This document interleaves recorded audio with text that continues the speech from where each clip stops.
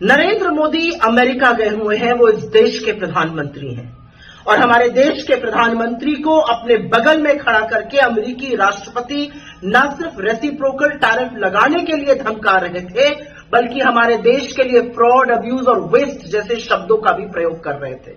यही नहीं, भारत ब्रिक्स का हिस्सा है और उनका कहना था कि ब्रिक्स के देश थर-थर कांप रहे हैं, अमेरिका इसके बाद क्या करेगा। नरेंद्र मोदी अमेरिका की धरती पर है और इस तरह का बर्ताव नाकाबिले बर्दाश्त है। जब 143 करोड़ के देश के प्रधानमंत्री से पूछा गया अवैध घुसपैठ पर, तो उन्होंने एक बार भी अमेरिकी राष्ट्रपति के सामने हाथों में हथकड़ियां, पैरों में बेड़ियां, महिलाओं तक को नहीं बख्शा गया, जो हमारे लोगों के साथ प्रताड़ना की गई, जो उनको यातनाएं दी गई, जो इस देश का अपमान हुआ, उसके बारे में एक शब्द नहीं बोला। और जब अडानी पर सवाल पूछा गया तो मानो मोदी जी के चेहरे से रंग ही उड़ गया। मोदी जी का कहना था कि ये जो है ये व्यक्तिगत मामला है, इतना बड़ा भ्रष्टाचार का मामला जिसमें अमेरिका में वारंट इशूड है, जहां तमाम देशों में जांच चल रही है, वो मोदी जी के लिए व्यक्तिगत मामला है। और उसके बाद तो जो उनकी बॉडी लैंग्वेज बदली, चेहरे का रंग उतरा, जिस तरह से वो हाथ नचा नचा कर बात करने लगे, बॉडी लैंग्वेज एक्सपर्ट बताए ना इसके बारे में क्या कहा जाए। असलियत यह है कि अमेरिका के राष्ट्रपति ने हमारे देश का अपमान किया है, नरेंद्र मोदी जी का अपमान किया और मोदी जी कुछ नहीं कह पाए।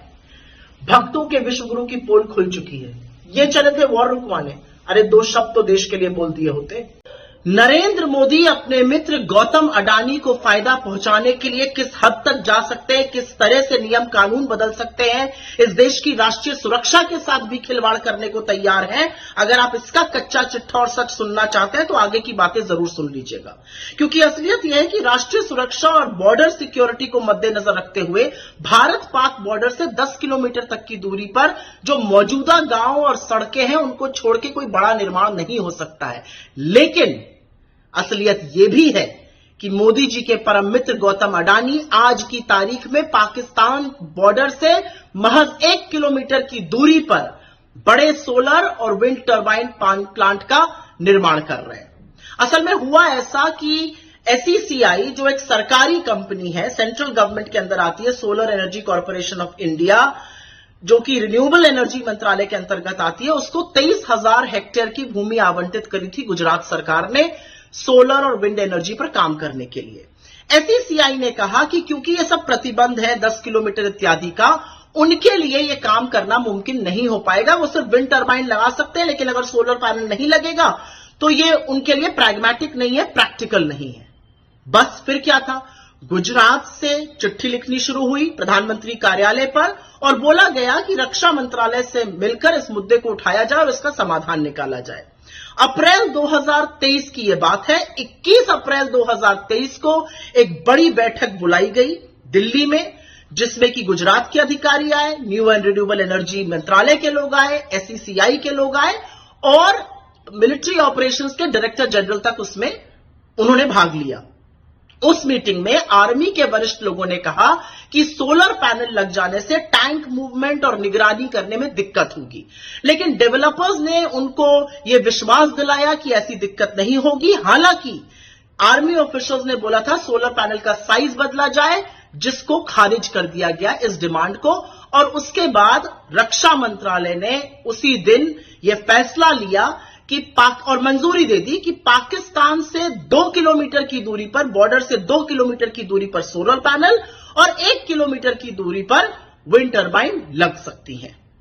बस फिर क्या था, मोदी सरकार ने मई 2023 कुछ ही दिनों के अंदर इसको औपचारिक भी किया और सब मंत्रालयों को इसकी बाकायदा अधिसूचना जारी करके सूचना भी दे दी गई। लेकिन कमाल की बात यह है कि जिस एसईसीआई ने solar energy corporation of India, जो सरकारी कंपनी थी, जिसको 23,000 हेक्टेयर जमीन मिली थी, जिसने इतनी सारी दिक्कतें बताई थी, उसने एकाएक 3 महीने बाद वो जमीन गुजरात सरकार को सरेंडर कर दी, गुजरात सरकार को वापस कर दी। और खबर के मुताबिक कहा जा रहा है कि ये जो वापसी की गई, ये न्यू एंड रिन्यूएबल एनर्जी मंत्रालय के कहने पर की गई। और उसके बाद शुरू हुआ असल खेल, और असल खेल ये था कि गुजरात सरकार ने अपने आवंटन के जो रूल थे उसको बदला, क्योंकि पहले आवंटन सिर्फ सरकारी उपक्रमों को हो सकता था। उन रूल्स को बदला गया और जमीन कहां पहुंची ये तो आप जानते ही हैं, आपका 4 साल का बच्चा भी बताएगा। जमीन पहुंची गौतम अडानी के हाथों में। तो ये सारा षड्यंत्र, ये सारी साजिश रची गई कि अंततोगत्वा जमीन किसी तरह से गौतम अडानी के हाथों पर चल जाए। लेकिन यही नहीं, जो रूल्स बदले गए वो सिर्फ भारत पाक बॉर्डर के लिए ही नहीं, बांग्लादेश के बॉर्डर के लिए, चाइना के बॉर्डर के लिए, म्यांमार के बॉर्डर के लिए, नेपाल के बॉर्डर तक के लिए बदल दिए गए। लेकिन असलियत यह है कि इतनी बड़ी साजिश रची गई, पूरी साठगांठ हुई मोदी की केंद्र सरकार की, बीजेपी की गुजरात सरकार की, नियम बदले गए, नियम कानून ताक पे रखे गए और हमारी भूभागीय अखंडता के साथ खिलवाड़ करते हुए यह फैसला लिया गया। इतना बड़ा रणनीतिक फैसला, इसमें 2 दिक्कतें हैं। जमीन सस्ते दाम पर देनी थी अडानी को, और यह सारा षड्यंत्र, यह सारा ताना बाना इसलिए रचा गया था। और फिर से वही काम एक सरकारी कंपनी के साथ हुआ जो पहले HAL के साथ हुआ था, उनको दूध की मक्खी की तरह निकाल दिया गया।